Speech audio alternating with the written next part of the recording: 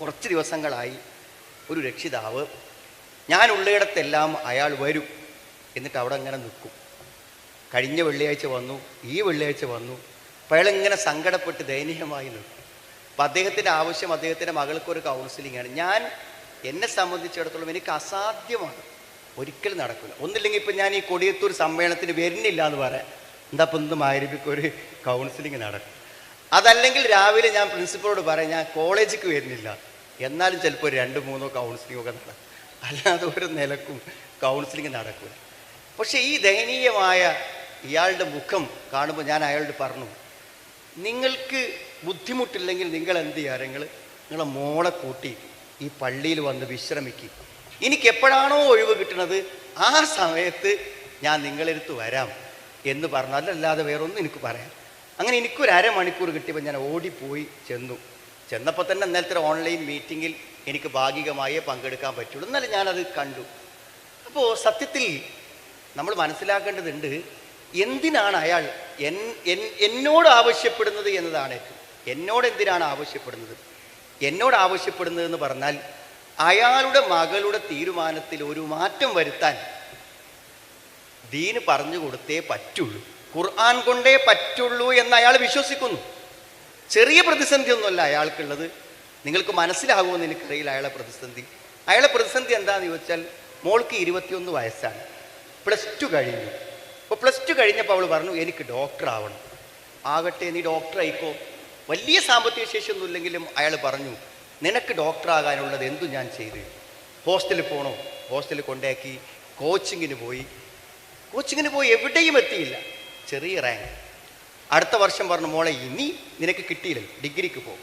അപ്പോൾ പറഞ്ഞു ഒരു ചാൻസും കൂടി ഇപ്പം ഞാൻ ഡോക്ടറാകും, എനിക്ക് നീറ്റ് കിട്ടും, എൻട്രൻസ് കിട്ടും. അപ്പോൾ വീണ്ടും അവളുടെ ആഗ്രഹത്തിന് മുന്നിൽ പിതാവ് വഴങ്ങി. വയസ്സ് വീണ്ടും 19ലേക്ക് കടന്നു. അടുത്ത വർഷവും കിട്ടിയില്ല, വീണ്ടും പറഞ്ഞു എനിക്കൊരു ചാൻസ് കൂടി വാപ്പ തരും, എന്തായാലും എനിക്ക് കിട്ടും. 20 21 21 വയസ്സിൽ അവൾ വെറും ഒരു +2കാരത്തിയാണ്, അവൾക്ക് ഡിഗ്രി ഇല്ല. അവളെ കൂടെയുള്ള കുട്ടികൾ എവിടെ എത്തിയെന്ന് ഞാൻ ചോദിച്ചു. അവർ PGക്ക് പഠിക്കുന്നു, കല്യാണം കഴിഞ്ഞ് കുട്ടികളുള്ളവരുണ്ട്. അവൾ ഈ വർഷവും പറയുന്നു എനിക്കൊരവസരം കൂടെ തരൂ, ഞാൻ ഒന്നും കൂടെ ശ്രമിക്കട്ടെ. 21ാമത്തെ വയസ്സിലാണ്. അപ്പോൾ അയാളുടെ ആവശ്യം എന്താണെന്നറിയോ? അവൾ ഡോക്ടറായോ ഇല്ലെന്നുള്ളതല്ല, ഒരു സുരക്ഷിതമായ കയ്യിൽ അവൾ ഏൽപ്പിക്കണം, ഒരു വിവാഹം നടക്കണം. കേവലം ഒരു ഡിഗ്രിയെങ്കിലും വേണ്ടേ അവൾക്ക് ഈ നാട്ടിൽ ജീവിക്കാൻ? എന്തു പഠിച്ചു എന്ന് ഒരു വിവാഹാന്വേഷകൻ വന്ന് ചോദിക്കുമ്പോൾ ഡിഗ്രി ഉണ്ട് മോൾക്കെന്ന് പറയാൻ ഇനി എത്ര വർഷം അവൾ കാത്തിരിക്കണം? 3 കൊല്ലം ഇനിയും പഠിക്കണം. അപ്പോൾ 3 കൊല്ലം ഇനി പഠിച്ചാലേ ഒരു ഡിഗ്രി കിട്ടൂ. ഈ വർഷത്തെ എൻട്രൻസും നഷ്ടപ്പെട്ടാലോ വീണ്ടും 22 വയസ്സിലേക്ക് കടന്നു. അത് പറയുമ്പോൾ തൻ്റെ മോളുടെ ഭാവിയിലുള്ള അരക്ഷിതാവസ്ഥയോർത്ത് അയാളുടെ മുഖത്ത് കാണുന്ന ദയനീയത ഒന്ന് കാണേണ്ടത് തന്നെയാണ്. ഏതായിരുന്നാലും ഞാൻ അവളോട് പറഞ്ഞൊരു കാര്യമുണ്ട്, അത് പറയാനാണ് ഈ മുഖവുരയൊക്കെ ഞാൻ പറഞ്ഞത്. അതാണ് ഖുർആനിൻ്റെ ബന്ധം. ഞാൻ പറഞ്ഞു മോളെ, ജീവിതത്തിൽ ഏറ്റവും വലിയ പ്രശ്നം തീരുമാനിക്കാൻ കഴിയാതിരിക്കലാണ്. ഒരു തീരുമാനമെടുക്കാൻ പറ്റുന്നില്ല, അതൊരു ചെറിയ പ്രതിസന്ധിയല്ല സുഹൃത്തുക്കളെ. ഏത് പ്രശ്നം വരുമ്പോഴും ഒരു തെറ്റുപറ്റാത്ത തീരുമാനമെടുക്കാൻ കഴിയണം. നിങ്ങളിൽ ഒരു പക്ഷേ 20 ലക്ഷവും 30 ലക്ഷവും 40 ലക്ഷവും കോടിയും നഷ്ടപ്പെട്ട ആളുകൾ, പെൻഷൻ പറ്റിയപ്പോൾ കിട്ടിയ പണം മുഴുവനും ഒരു തെറ്റായ തീരുമാനം കൊണ്ട് നഷ്ടപ്പെട്ടു പോയവരുണ്ട്. ഉള്ള വീട് ഒരു തെറ്റായ തീരുമാനം കൊണ്ട് നഷ്ടപ്പെട്ട് വാടക വീടുകളിൽ അന്തി ഉറങ്ങുന്നവരുണ്ട്. എന്താണ് കാരണം? തീരുമാനമെടുക്കുമ്പോൾ അത് തെറ്റാം അല്ലേ? ഒരു 10 കോടി മുടക്കി ഒരു ബിസിനസ്സിലേക്ക് ഇറങ്ങുമ്പോൾ ആ തീരുമാനം തെറ്റിയാൽ 10 കോടി പോയി, വീട് പോലും ഇല്ല. അതല്ലേ പ്രശ്നം? അപ്പോൾ നമുക്ക് തെറ്റുപറ്റാത്ത തീരുമാനം ആര് പറഞ്ഞു തരും? അതാണ് വിശുദ്ധ ഖുർആന്റെ പ്രത്യേകത. ഖുർആന്റെ പേര് ഹുദ എന്നാണ്. ഹുദ എന്ന് പറഞ്ഞാൽ മാർഗദർശനം എന്നാണ്. ദാലികൽ കിതാബു ലാ റൈബ ഫീഹി ഹുദൻ ലിൽ മുത്തഖീൻ, ഹുദൻ ലിൽ മുത്തഖീൻ. സൂക്ഷ്മത പാലിക്കുന്നവർക്ക് അത് വഴി കാണിച്ചു കൊടുക്കും, തീരുമാനം പറഞ്ഞു കൊടുക്കും, മാർഗദർശനങ്ങൾ നൽകിക്കൊണ്ടിരിക്കും. അതാണ് വിശുദ്ധ ഖുർആന്റെ പ്രത്യേകത.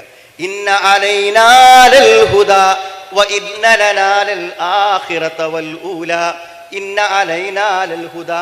പഠിച്ചു പറയും, എനിക്കാണ് കാണിച്ചു തരാൻ പറ്റുക. നിങ്ങൾക്ക് ദുനിയാവിലും ആഖിറത്തിലുമുള്ള തെറ്റാത്ത വഴി നിങ്ങൾക്ക് കാണിച്ചു തരാൻ എനിക്കേ പറ്റൂ. ഇന്ന അലൈനാ ലൽ ഹുദാ, ഞാൻ കാണിച്ചു തരുന്ന വഴി മാത്രമേ തെറ്റാതിരിക്കുള്ളൂ. ഞാൻ അവളോട് പറഞ്ഞു, മോളെ, അള്ളാഹുവും റസൂലും പറഞ്ഞ തീരുമാനം അത് എത്ര തന്നെ നമുക്ക് വിയോജിപ്പ് തോന്നിയാലും നമ്മളത് സംതൃപ്തിയോടെ അംഗീകരിക്കണം.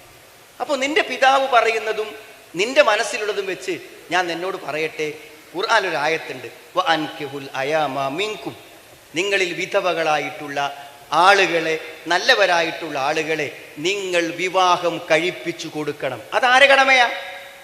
വിവാഹം കഴിപ്പിച്ചു കൊടുക്കണം എന്ന് പറയുന്നത് വലിയനോടാണ്, രക്ഷിതാവിനോടാണ്. എൻ്റെ മകൾക്ക് സുരക്ഷിതമായ ഒരു വിവാഹം എന്നത് എൻ്റെ കടമയാണ്, എൻ്റെ കടമയാണ്. അത് നിർവഹിക്കുന്നതിലൂടെയാണ് ഞാനൊരു രക്ഷകർത്താവിൻ്റെ യഥാർത്ഥമായ ഉത്തരവാദിത്വം നിർവഹിക്കുന്നത്. അത് നിർവഹിക്കാൻ ഒരു പിതാവ് ആഗ്രഹിക്കുന്നു, പറ്റണില്ല, സമ്മതിക്കണില്ല, എങ്കിലല്ലേ നടക്കുള്ളൂ. രണ്ടാമത് ഞാൻ പറഞ്ഞു, നബി സല്ലല്ലാഹു അലൈഹി വസല്ലം പറഞ്ഞിട്ടുണ്ട്, ഇതല്ലേ നമുക്ക് പറയാൻ പറ്റുള്ളൂ. ഒരു നല്ല ഒരാൾ, ദീനും സ്വഭാവവുമുള്ള ഒരാൾ, തർലൗന ദീനഹു വഖുലുഖഹു, വന്നാൽ കല്യാണം നടത്തിയിരിക്കണം. അല്ലെങ്കിൽ ദൂരവ്യാപകമായ പ്രശ്നങ്ങൾ, ദൂരവ്യാപകമായ കുഴപ്പങ്ങൾ ഭൂമിയിൽ പ്രത്യക്ഷപ്പെടും. ജീവിതം മുഴുവനും ദുരന്തമായി തീരും. അതുകൊണ്ട് വിവാഹം അനിവാര്യമാണ്. ഞാൻ വെറുതെ ചോദിച്ചു, നിനക്ക് ഇന്ന് 25 വയസ്സായ ഒരാൾ വിവാഹം കഴിക്കുന്നുണ്ടെങ്കിൽ, മിക്കവാറും ചെറുപ്പക്കാർ 25 വിവാഹം കഴിയും നമ്മുടെ നാട്ടിൽ, അയാൾ അന്വേഷിക്കാൻ മാക്സിമം അയാൾ അനുവദിച്ചാൽ 19 വയസ്സായ ഒരു പെൺകുട്ടിനെ അനുവദിക്കുള്ളൂ. അപ്പോൾ 26 വയസ്സായാൽ 20 വയസ്സായ പെൺകുട്ടി മാക്സിമം അല്ലേ, 27 വയസ്സായാൽ 21 വയസ്സായ കുട്ടിയെ, 28 വയസ്സായാൽ 22 വയസ്സായ കുട്ടിയെ. നീ വെറുതെ ചോദിച്ചു നോക്ക്, 28 വയസ്സായ ചെറുപ്പക്കാരിൽ എത്ര പേർ കല്യാണം കഴിക്കാത്തതുണ്ട് എന്നൊന്ന് വെറുതെ അന്വേഷിച്ച് നോക്ക്. വളരെ വിരളമായിരിക്കും.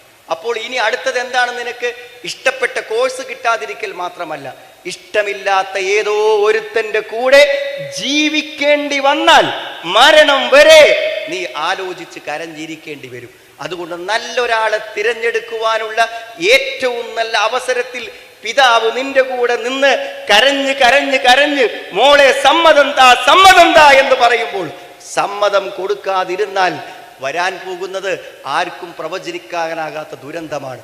കാരണം നമുക്ക് മാർഗദർശനം തന്നെ. അപ്പോൾ വിവാഹം 25-ാമത്തെ വയസ്സിലും കല്യാണം കഴിഞ്ഞില്ലെങ്കിൽ നല്ല വിവാഹം വന്നുകൂടെ വരാം, വരില്ലെന്ന് നമ്മൾ പറയുന്നില്ലല്ലോ. പക്ഷേ എങ്കിലും അതിൻ്റെ സാധ്യതകളിലും സമയങ്ങളിലും അത് നിർവഹിച്ചു കൊണ്ടിരിക്കണം. സുഹൃത്തുക്കളെ, ഇത് അവളോട് മാത്രമല്ല, എനിക്കും നമ്മളെല്ലാവരും അറിയേണ്ടത്, നമുക്ക് ബുദ്ധിയും യുക്തിയും വിവരവും ലോകപരിചയവും ഒക്കെ ഉണ്ടാകും. പക്ഷെ അള്ളയും റസൂലും കാണിച്ചു തരുന്ന ഗൈഡൻസ്, ഹുദ, അവിടെ നിന്നോളുള്ളൂ, അതിൻ്റെ അപ്പുറത്തേക്ക് പോകരുത്.